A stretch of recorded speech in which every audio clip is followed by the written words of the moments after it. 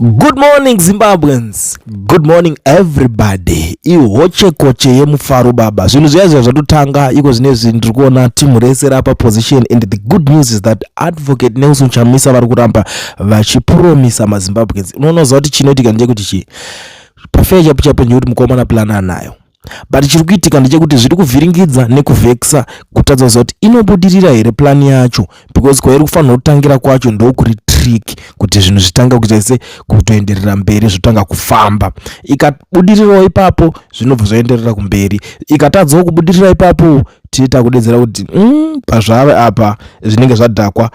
Nyaya iripo ndeyekuti zvoni Citizen Coalition for Change yakatengesa kuparliament, yakatengesa zvisingaite, ende zvekare ikabva yatengesa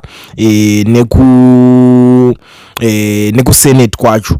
Ndo zvanga zviri kuitika. ZANU-PF yega yakafeila kuti ikwanise kuwana mavhotsi anenge achidiwa pachayo yega. Kusenate ranga aitorina 2/3 majority nechekare, pakatoipa kana tiri kutaura zvekusenate panyaya idzodzidzi. Kuma MP uko ndokwakangoitwa hombe, but zvakazongoendawo nepamwe.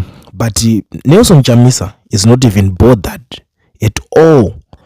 Why is he not bothered? Because of his plan. And kune plan iripo, one yacho ichange ichitungamirirwa nemukomana wayo anonzi Prince Dubeko Sibanda, ndiye achange ari pamberi achitungamirira plan yake ikabudirira alongside imwe yema veterans vana vari kutungamirirwa namadhuku vaya.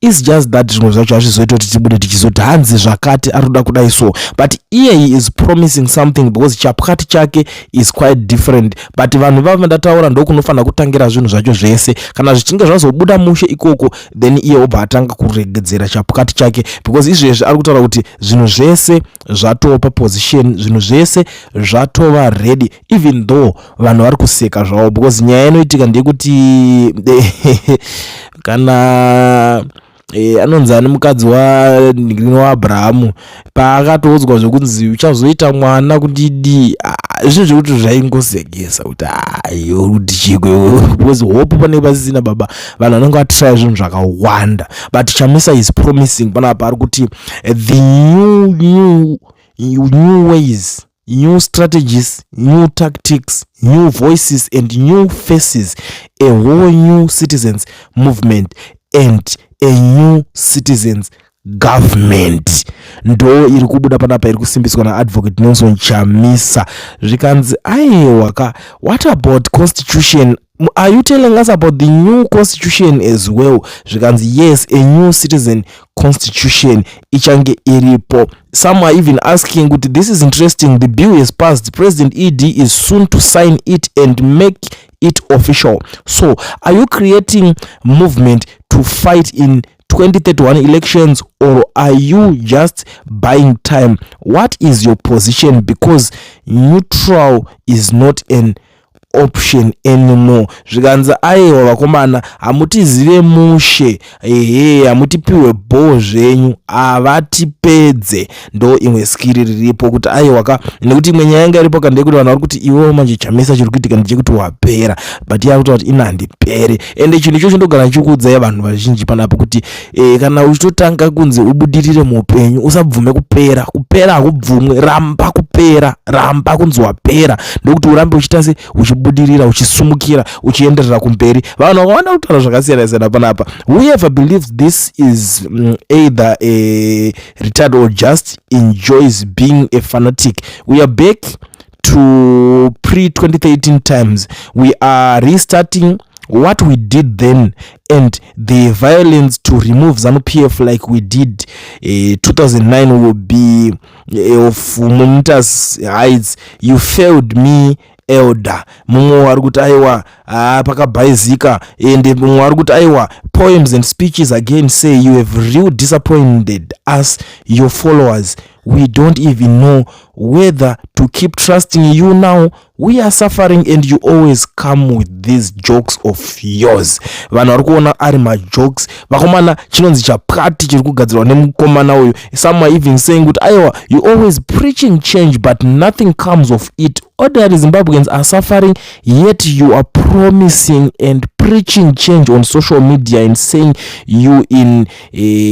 couch with ZANU-PF, not a far-fetched idea after all. Why do we need new faces and new voices? Don't we need proven leaders who have already walked the walk and talked the talk? Can the new faces be trusted? My new faces acho tinokwanisa here kumatemba? Those are the questions dzinenge dzichibvunzwa dzichibvumburudzwa nevana vevu nokuti vanenge vachida kuziva. Some are saying kuti aiwa, at this point nothing makes you different from ZANU-PF, just promises with zero delivery, no feedback, no proper planning. Do you really know what people are suffering whilst you play games? Who is going to lead the people? Who is going to provide solutions, real solutions? Baba achabva kupi ma solutions acho iwayo?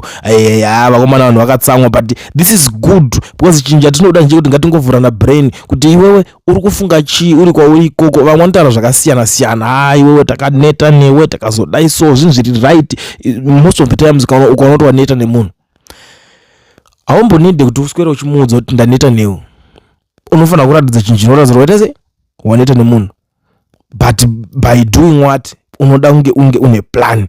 President, you are the only person who many believe can rescue the people from the immense suffering. You have returned at time when our constitution is being weakened, and I hope your re-emergence becomes a powerful turning point for the citizens. Aluta continue, aluta baba. Yes. Vanhu vakadai so vanenge vachitaka kutrusta ndo vanodiwa futi ivava, because chinoitika pa politics ndechekuti unofanira kunge une ma trust issues. You understand, you get the point. Ma trust issues anenge akapenga manje, because uponita ma trust issues wautanga kutoziva kuti kune zvigananda zviri kuda kupedzwa career, kune zvigananda zvida kuti zvionekwe kuti zvafa nenzara here, nekuti ukasauraya zvigananda nenzara ndiwo unourayiwa nenzara iwewe. Saka kuuraya zvigananda nenzara kuita sei? Kumeka sure kuti zvadzingwa mabasa zvaienda kumusha kunorima, ana ziyambi vadzoserwa nemabhazi, ana Jacob Mutenda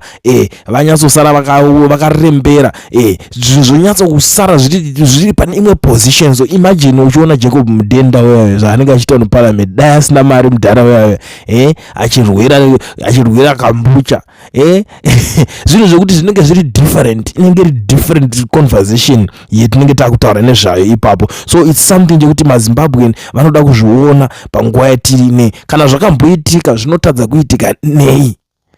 Kana Jonathan Moyo akugara mukebheni, ko ziyambi anotadza nei kuenda kunochera mbeva? Kana Kakasukwere akaenda akutanga kuita zvebetting gambling achitamba chindege ari muSenton makawanda mujobe umu achigara kuback room kunigirikina achigara pamba pemukwasha. Zvinotadzika nei kuti zviitike kune vanhu variko izvezvi vavava vachiwana mutsvangwa kuti vaende kunodzokera kunotsvaga mabasa? Mutsvangwa anogona kutoita a good driver because age ichiri diki, asati akura anonyebera vanhu zvekusaramba muchiudzwanzi hondo dzokanodai. So kana zvakamboitika zvinhu zvese izvozvo panguva ino zvinotadza nei izvezvi? Hatichadi kutaura hedu zvakawanda pamusoro paMohadi, because Mohadi is a peaceful person and haasi munhu wekuti ane zvakawanda nevanhu, haana magrudge nevanhu. But now some people are saying iwe Chamisa, you are brave and confident, no lie. You don't get pursued by anyone, you move at your own pace. We see you, Chief, but when will you ever take camera, sit down interviews, not only SABC with Zim Media? Right, wakati aiwaka tingati chii manje pamwe ndimi makanzi na madzibaba wimbo mutongi wacho wechidiki toimba. Alright, chiita imanje zvekutaura nekunyora pa social media tanzwa taakuda action. Right, let me tell you something guys. Vakomana ava va action vanga vagara vari kuita kudhara. Chamisa anga achitoita zvinhu zvakawanda, action achiita but zvichifoira. but vanhu ndopamatanga kuti wakanyarara mazuva ano uri kungotaura mabhaibheri verses chete, wai uri kungotaura zvevhesi rebhaibheri, kuti munhu zvinozoita here? Because you know what, ukati muri Zimbabwe ndaita zvakati asi ndafunda 4 years ndatadza kubudirira plan yangu, the next thing vakukuseka futi wakadhakwa unyatsofunga dai wataurire chii plan yako yanga uchiita. So this is the same situation now yakuitika yekuti imimi you are busy blaming him kuti iwewe ndiwe uri wrong, iwe sei usinganingirikine izvi makuti wakutaurire chii nevanhu pasocial media usataure nevanhu, but before that manga musiri nyaya yanga isiri pakuti usataure nevanhu pasocial media, yanga itori imwe, it was a different conversation.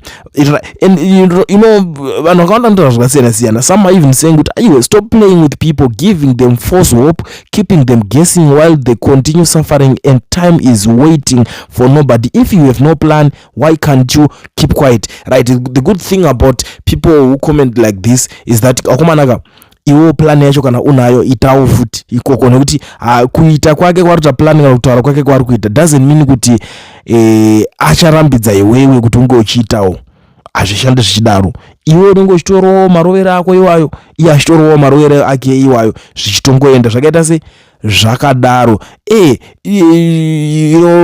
Zvese zviri kuzotaurwa for democratic social progressive movement to sustain, we need to stop pointing each other fingers. For a democratic social progressive movement to sustain, we need to move from big men to big institutions. For a democratic social progressive movements to sustain, we need to have a constitution, structures not to protect from external threats but internal threats. Nyaya yekunzi tiri kuita ma big institutions kuti ngatisiregedze zvokuti ningi ndo the big men. Ma big men are right sometimes, because wana zvinoitika munosvika mabira munhu pati yacho muchaitemba neinstitution munoti ningi is becoming a big threat now, hayi wangati delay naye kupati yacho mumati pati ikahajekwa zvinosara zvakadhakwa, dai pasiri kushanda izvo zvekuti ma big men izvezvi. So imagine Mwonzora achinzi ndiye leader wako. Mwonzora anoitanga munhu anenge akarohwa kanonzi kachikatembeya, obva anzi ndiye akukutungamirira iye, uchitonzwa nemasasi ake anenge achitotaura, uchitonzwa kuti munhu this guy is craving for some beer man, agarisa asina kupiwa doro chairo chairo, haasi kuwana real beer. Handiti obva anzi munhu akadaro unoziva kuti anototaura zvakadhakwa nechekare, onzi iye ari kuda onzi aite leader wako, onzi ndiye ari kuda kuenda achinomisidzana naningikini naMnangagwa, vosangana vanhu vari kuita majokes ega ega, panobuda chii ipapo? Inenge yato comedy show ka. So we don't like that, we don't like comedy shows, we don't like side shows.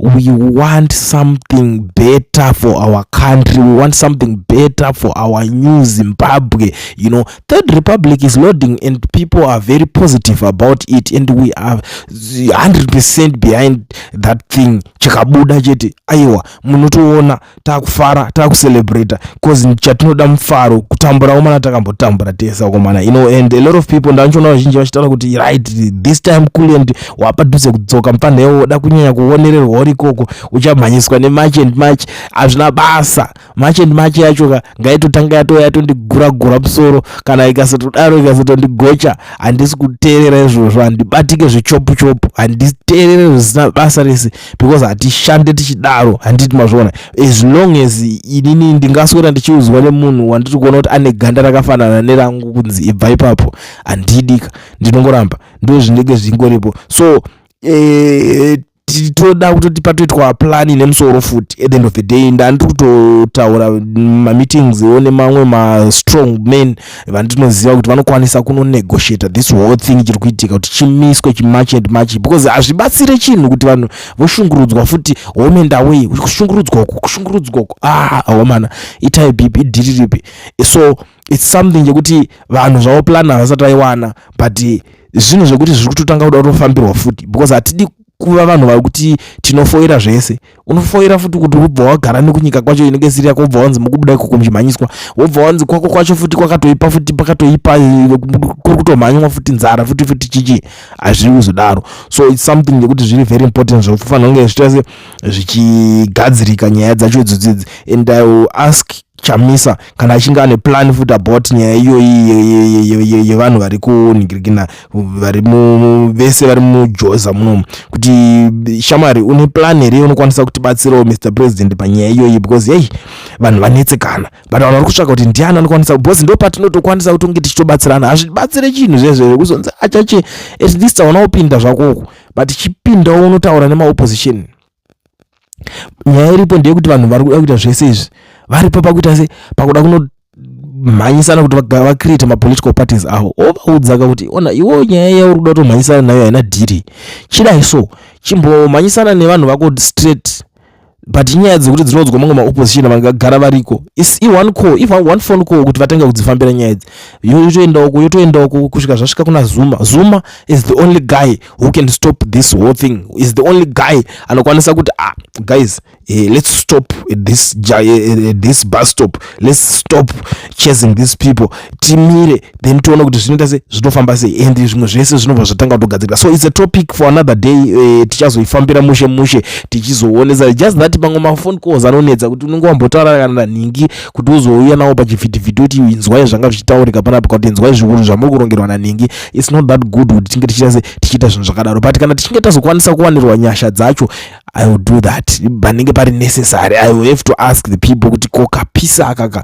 what do you think about this, don't you think kuti it's necessary kuti vanhu vaite vange vachinzwa. So for now tiri kuti chapukati everywhere, chapukati chiri kutanga kugadziriswa kwese chapukati even in UK chapukati hacho chinogona kushaya value in UK because everything zvinenge zviri in order, vanhu vachiita zvinhu zvavo. In America chinogona kushaya futi plan but tiri kuti pajoza panapa ngachishande, pazimba apapa ngachingorowa kapuka chapukati ka1 and ndida kutaurira chinhu 1 ichi plan iri kurohwa nachambisa ikabudirira yekuti chinhu ichochi chimiswe Cape 3 anenge agadzira legacy yakakurisisa, anenge agadzira zita rekuti even for the next decade anokwanisa kusurvive chero asina kana one word anenge ataura because vanhu vanenge vakumuziva kuti pakadaita zvekupenga kune muchinda waye anogona kungobudikira but zvikazoendawo nepamwe don't blame futi munhu kuti anikirikina. I just wanted to tell you guys kuti the guy is trying by all means, ari kutowana ma sleepless nights, ari kutry kuita zvese zvaari kutry kuita. Strategy dzacho dzabudirirawo kana dzikazofoirawo ndizvozvo but for now tiri kuti mukomana ari muchiki akagumbuka baba. Saka ndangoti tingowana this conversation tichitaurirana guys, tichionesana kuti zvinhu zviri kufamba sei, ndianani vari kunetsa, ndianani vari kunetseka. Zvakakosha izvozvo kuti vanhu mangwana kana takupopotaidzana tiri kuti popotai vakomana, musarekedze kupopota asi popotai mune tariro kuti zvinhu zvinochinja chete, zvinhu zvinoita. Hapana